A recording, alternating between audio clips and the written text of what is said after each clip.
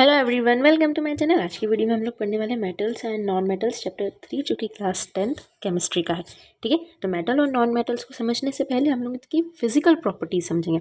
Physical properties आप लोगों ने क्लास 8th में पढ़ी होगी, जैसे डक्टिलिटी, मेलेबिलिटी, वो हार्ड होते हैं, उनका बॉइलिंग मेल्टिंग पॉइंट ज़्यादा होता है। ये सारी चीज़ें हम लोग इस वाले लेक्चर में पढ़ने वाले, जो कि बहुत ईजी लेक्चर होने वाला है और एक ये इंट्रोडक्शन टाइप होने वाला है, क्योंकि इसके बाद वाला जो लेक्चर्स रहेंगे वो बहुत ज़्यादा डिफिकल्ट होने वाला है। तो हम लोग स्टार्ट करते हैं कि मेटल्स और नॉन मेटल्स है। ठीक है बच्चों, तो मेटल्स और नॉन मेटल्स क्या होते हैं उनको हम लोग डिफ्रेंशिएट करेंगे, लेकिन कौन से बेसिस पे डिफ्रेंशिएट करेंगे अभी आप लोगों को मैं मेटल्स और नॉन मेटल्स की डेफिनेशन वीडियो के एंड में बताऊंगी। मतलब ये वाली वीडियो के एंड में नहीं, लेक्चर जब ये चैप्टर खत्म होने लगेगा तो आपको मेटल्स और नॉन मेटल्स समझ आने लगेगा कि होता क्या है। अभी हम लोग इसको डिस्टिंग्विश करेंगे दोनों को on the basis of their physical properties. ठीक है, केमिकल प्रॉपर्टीज के बेसिस पे हम लोग मेटल्स एंड नॉन मेटल्स को समझेंगे, जो कि आपके लिए इंपॉर्टेंट रहेगा। तो अभी हम लोग फिजिकल प्रॉपर्टीज स्टार्ट करते हैं। सबसे पहले आप लोगों को कुछ इसमें मेटल दिए गए हैं, हम लोग एक्टिविटी सारी कवर करेंगे इस वीडियो में।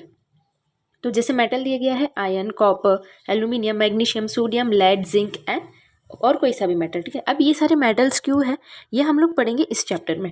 ठीक है, कि ये जो होते हैं सब्सटेंस, ये मेटल्स क्यों होते हैं, कुछ सब्सटेंस नॉन मेटल्स क्यों होते हैं। ठीक है, तो सबसे पहले आपको इनको लेना है, इनके सैंपल्स लेना है और इनको अच्छे से क्लीन करना है। तो क्या होगा, क्लीन करने के बाद ये वाले मेटल्स जो रहेंगे वो कैसे दिखेंगे, शाइनी दिखेंगे। ठीक है, तो इसको हम लोग बोलते हैं लश्यर। ठीक, तो इसकी सबसे पहले प्रॉपर्टीज होगी कि मेटल क्या होते हैं कि वो शाइनी होते हैं। ठीक है, उनका जो लुक होता है वो लश्यरस होता है। अब अगर हम लोग सेकंड पे आएंगे तो सेकंड प्रॉपर्टी में ये लिखा है, मतलब सेकंड एक्टिविटी में ये लिखा है कि आपको ये सारे मेटल्स लेने और उनको एक शार्प नाइफ से कट करने का ट्राई करना है, लेकिन वो क्योंकि मेटल्स हार्ड होते हैं तो वो कट नहीं होंगे। तो सेकंड प्रॉपर्टी हमारी क्या हुई कि metals are hard, they are generally hard.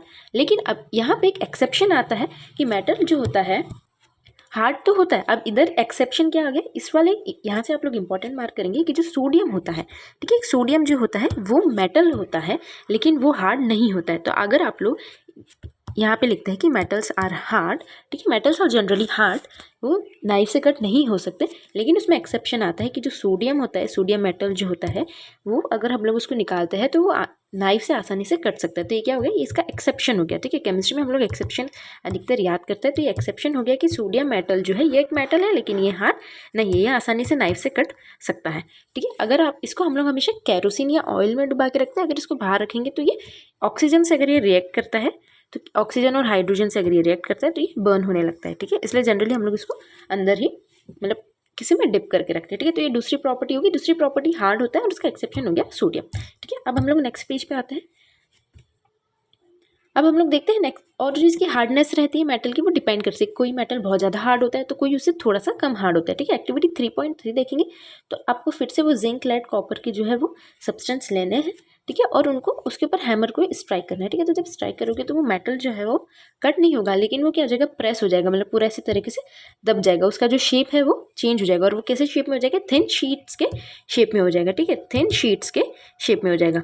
तो हम लोगों ने देखा है कि मेटल्स, तो इस वाली प्रॉपर्टी को हम लोग क्या बोलते हैं, मेलिएबल। जब मेटल्स जो होते हैं, जैसे नॉन मेटल में अगर हम लोग वुड लेते हैं या प्लास्टिक लेते हैं तो उसको हैमर करेंगे तो वो ऐसे थिन शीट्स में, पूरी प्रॉपर थिन शीट्स में कन्वर्ट नहीं होते, लेकिन जो मेटल होते हैं वो थिन शीट्स में प्रॉपर कन्वर्ट हो जाएंगे। ठीक है, तो उसको हम लोग बोलते हैं मेलिएबल। अब जैसे गोल्ड होता है, तो गोल्ड जो बहुत सारा आता है उसको हम लोग जब हैमर करते हैं और उसको बहुत उसके हम लोग गोल्ड की जो ज्वेलरीज बनाते हैं। ठीक है, तो जो गोल्ड होता है जब उसकी ज्वेलरी बनाते हैं तो उसको बहुत ज़्यादा हैमर करते हैं ताकि वो बहुत ऐसे थिन शीट्स में कन्वर्ट हो जाए। ठीक है, उसके बाद उसको अच्छे से फोल्ड कर पाए और अच्छी ज्वेलरी का शेप दे पाए। ठीक है, तो मेटल जो होते हैं वो मेलिएबल होते हैं। इस प्रॉपर्टी को क्या बोलते हैं, मेलिएबल। ठीक है, अब उसके बाद हम लोग आते हैं 3.4 एक्टिविटी पे। वेट अ मिनट, इसको रब कर देते हैं पहले।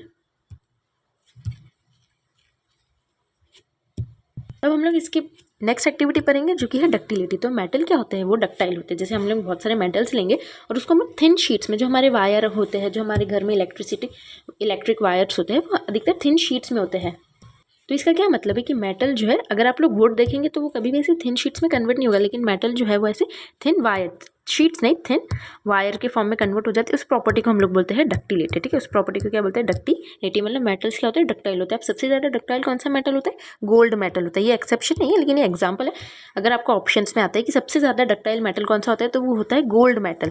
ठीक है, गोल्ड जो एक मेटल होता है वो सबसे ज़्यादा डक्टाइल होता है क्योंकि उसकी ज्वेलरीज बनती है। हम लोग देखते हैं कि ज्वेलरीज इतनी पतली पतली सी जो बनती है, इसीलिए बनती है क्योंकि वो बहुत ज़्यादा मेलेबल भी होता है और बहुत ज़्यादा डक्टाइल भी होता है। ठीक है, अब इसमें एक चीज़ लिखी गई है कि you will surprise to know that a wire of about 2 kilometre, जो 2 किलोमीटर जितना लंबा वायर है वो सिर्फ 1 ग्राम, मतलब अगर आप 1 ग्राम गोल्ड लेते हैं, 1 ग्राम अगर गोल्ड लेते हैं, मतलब बहुत छोटा सा गोल्ड लेते हैं, तो हम लोग उसको इतना, मतलब इतना थिन वायर, इतना पतला कर सकते हैं कि वो 2 किलोमीटर तक उसका लंबा वायर बन जाएगा, इसीलिए। ठीक है बच्चों, तो ये ऐसा इसमें ऐसा एग्जाम्पल दिया। सो इट इज़ बिकॉज, क्योंकि ये इसलिए होता है, ये पॉसिबल क्यों होता है, क्योंकि गोल्ड जो है वो बहुत ज़्यादा मेलेबल है और वो डक्टाइल है। ठीक है, मतलब दूसरे मेटल से कंपेयर करेंगे तो यहाँ पे एक एक्टिविटी दी गई है, एक्टिविटी 3.5, उसको हम लोग देखते हैं। तो एक्टिविटी 3.5 में आप लोगों को ये दिया है कि आपको एल्यूमिनियम एक स्टिक लेनी है, या फिर आप लोग आयरन की या फिर किसी भी चीज़ की जो है एक किसी रॉड ले सकते हो। रॉड को आपको ऐसा सेटअप लगाना है, ठीक है, और इसमें क्या करना है कि एल्यूमिनियम की या फिर स्टील की, किसी की भी आयरन की रॉड है, और इसको ऐसे क्लैम के स्टैंड की मदद से इसको बर्न करना है। तो आप बर्न करने के बाद आपको इसमें ऑब्जर्वेशन नोट करना है। तो आप ऑब्जर्वेशन ये नोट करोगे कि मेटल्स जो होते हैं, ठीक है, ये मेल्ट नहीं होगा। ठीक है, अगर आप प्लास्टिक को अगर ऐसे बर्न करोगे तो प्लास्टिक मेल्ट हो जाएगा क्योंकि वो नॉन मेटल है, लेकिन मेटल जो होता है वो क्या होगा, ये मेल्ट नहीं करेगा। ठीक है, क्यों मेल्ट नहीं करेगा, क्योंकि इसका जो होता है बॉइलिंग और मेल्टिंग पॉइंट वो बहुत ज़्यादा होता है, मतलब उसको बहुत ज़्यादा हीट लगती है बॉयल होने के लिए, ठीक है, और मेल्ट होने के लिए भी। ठीक है, तो मेटल्स का बॉइलिंग पॉइंट और मेल्टिंग पॉइंट बहुत ज़्यादा होता है। किससे ज़्यादा होता है, नॉन मेटल से। ठीक है, ओके, अब इससे हम लोग देखेंगे कि ये जो मेटल्स होते हैं वो हीट और इलेक्ट्रिसिटी के गुड कंडक्टर्स होते हैं। कैसे, अगर जैसे आप लोग अगर जैसे सर्किट्स बनाएंगे, ठीक है, ये जैसे यहाँ पे एक सर्किट बना है, ठीक है, तो इसमें अगर ये जो पिन है ये मेटल की है, ठीक है, ये मेटल की, तो क्या होगा कि अगर आप इन दोनों पिन को जोड़ दोगे तो वो इलेक्ट्रिसिटी पास करेगी। लेकिन अगर हम लोग देखेंगे कि अगर उसकी जगह कोई पीवीसी या फिर रबड़ या प्लास्टिक मटेरियल यूज़ करेंगे तो ये नहीं जलेगा, क्योंकि non metals do not conduct electricity. अब यहाँ पे बहुत ज़्यादा इंपॉर्टेंट क्वेश्चन आता है कि वाई मेटल्स कंडक्ट इलेक्ट्रिसिटी और नॉन मेटल्स इलेक्ट्रिसिटी कंडक्ट क्यों नहीं करते हैं।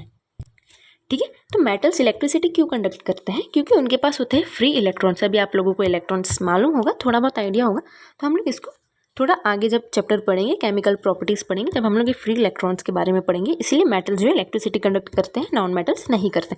मेटल हीट और इलेक्ट्रिसिटी के गुड कंडक्टर होते हैं। अगर उनको बहुत ज़्यादा हीट दी जाए तो वो जल्दी से मेल्ट नहीं होते हैं और इलेक्ट्रिसिटी पास करते हैं। ठीक है, अब हम लोग देखते हैं कि हमारे घर पे जो वायर होते हैं, मेटल्स के जो वायर होते हैं, उसके ऊपर प्लास्टिक का कोटिंग होती है। प्लास्टिक की कोटिंग क्यों होती है, क्योंकि वो प्लास्टिक जो है वो इलेक्ट्रिसिटी कंडक्ट नहीं करेगा, तो हमको करंट नहीं लगेगा। लेकिन अगर डायरेक्ट अगर बॉडी सिर्फ मेटल की होगी और अगर हम लोग डायरेक्ट मेटल की बॉडी को टच करेंगे तो हमको करंट लग सकता है, इसीलिए उसके ऊपर से प्लास्टिक की बॉडी को कवर कर सकते हैं ताकि उससे करंट ना लगे, क्योंकि प्लास्टिक जो है वो करंट पास नहीं करता है, because plastic is a bad conductor of heat and electricity. ठीक है, अब मेटल को हम लोग देखेंगे कि आपके घर पे प्लेट्स होगी, तो अगर प्लेट्स गिर जाती है नीचे या 2 प्लेट्स अगर बचती है आपस में तो वो साउंड प्रोड्यूस करती है। ठीक है, तो वैसे ही जो सारे मेटल्स होते हैं वो साउंड प्रोड्यूस करते हैं और उस प्रॉपर्टी को हम लोग बोलते हैं सोनोरस, जो कि यहाँ पे आप लोगों को दी गई है। जैसे बेल्स होती है जो, वो सारी चीज़ें क्या है, वो साउंड प्रोड्यूस करती है। तो यहाँ पे इतनी फिजिकल प्रॉपर्टीज़ हम लोगों ने पढ़ी, उसका एक बार क्विक रिकैप देख लेते हैं। और ये आप लोगों के लिए नोट्स है, तो आप लोग इस नोट्स को अपनी कॉपीज़ में ज़रूर लिखेंगे। ठीक है बच्चों, तो आपको सबसे पहले मेटल्स एंड नॉन मेटल्स का नोट्स वाला जो पेज है उसमें ये आएगा कि फिजिकल प्रॉपर्टीज ऑफ मेटल। ठीक है, इसमें आप लोग लिखेंगे physical properties of metal. What are the physical properties of metal, so वो लश्यरस होते हैं, लश्यर होता है क्योंकि metals have a shiny appearance with when polished. ठीक है, मैलेबल होते हैं, मेटल्स कैन बी हैमर्ड और rolled into thin sheets without breaking.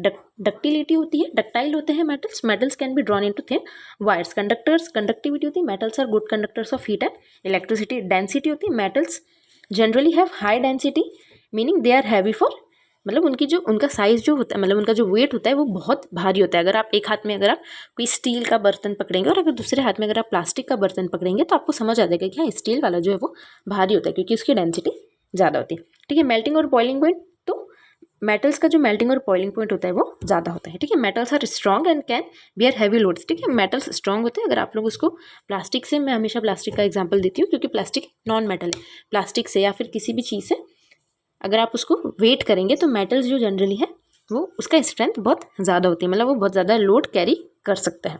ठीक है। Sonority, metals produce a ringing sound when struck. तो जो बेल्स होती है, इसका एग्जांपल हम लोगों ने बेल्स वाला पढ़ा है कि जो बेल्स होती है वो जब रिंग करती है, जो हमारे मंदिर में जो घंटियाँ होती है, या फिर दो प्लेट्स जब आपस में टकराती है तो वो साउंड प्रोड्यूस करती है। तो इस प्रॉपर्टी को हम लोग बोलते हैं सोनोरिटी। ठीक है बच्चों, तो इस वीडियो के लिए इतना ही। हम लोगों ने फिजिकल प्रॉपर्टीज ऑफ मेटल पढ़ा, जो कि बहुत ज़्यादा ईजी था। आप लोग नोट्स के लिए ये पूरे पॉइंट्स जो है मैंने जो सारे टिक कर है, ये सारे पॉइंट्स आप लोग नोट्स में लिखेंगे। ठीक है, तो इस वीडियो के लिए इतना ही। बाय।